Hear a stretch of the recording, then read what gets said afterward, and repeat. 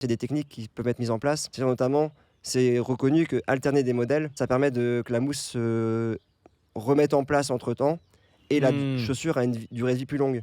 Ça, Donc, c'est prouvé, ça. Ça, c'est prouvé, ouais. J'ai pas exactement le pourcentage d'augmentation D'accord.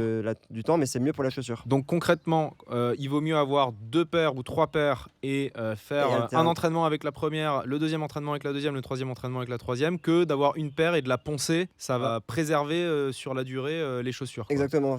Vaut mieux au final en début de saison se dire je mets 3 paires de chaussures maintenant et j'alterne plutôt que me dire j'achète et quand elle est morte je rachète une. En fait, la mousse, c'est un peu comme tes genoux, tu vois. Elle a besoin de temps pour se reformer un petit peu. Après un entraînement. Ouais. D'accord. Un petit peu. Ah, j'aurais pas pensé ça. Moi, j'aurais pensé que valait mieux acheter une paire et puis l'amener jusqu'au bout et changer que quand elle est usée, quoi.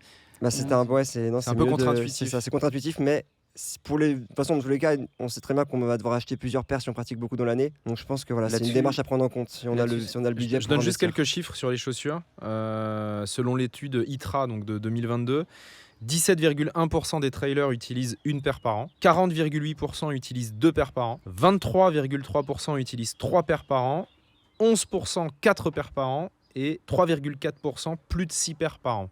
Donc il y a quand même une grande majorité de trailers qui utilisent au moins 2 paires, voire 3 paires par an.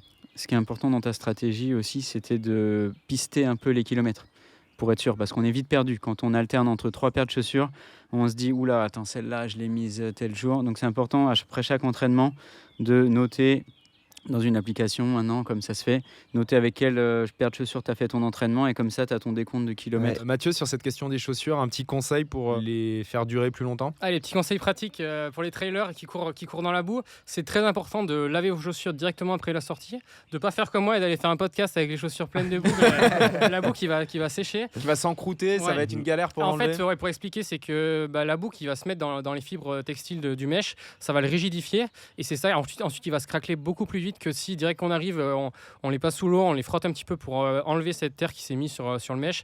Et du coup, ça permet quand même de vraiment allonger la durée de vie des chaussures sur la partie supérieure. Et ensuite, ça garde sa flexibilité et sa souplesse. Donc, laver directement quand on rentre ses chaussures. Ouais, une petite brosse, un petit coup sous l'eau pour enlever la poussière et la boue des chaussures.